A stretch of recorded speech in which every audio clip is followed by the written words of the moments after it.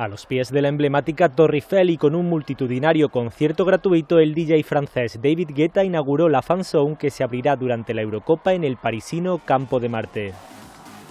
Decenas de miles de personas abarrotaron los 130.000 metros cuadrados que conforman este sector, con capacidad para acoger a 120.000 personas y que va a ser accesible los días en que haya partido.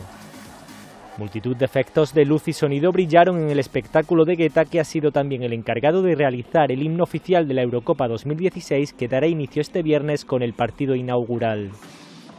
El balón echará a rodar por primera vez en el estadio de Saint-Denis en el encuentro que enfrentará a Francia, la selección anfitriona y una de las favoritas a alzarse con el torneo, y el combinado nacional rumano.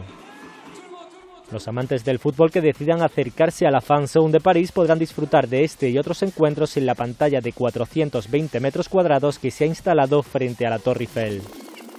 Además, el recinto dispone de otras 8 pantallas alternativas, así como conexión a internet gratuita, un área para niños, una plazoleta de comidas y un área de actividades de patrocinadores de la UEFA y de la ciudad de París.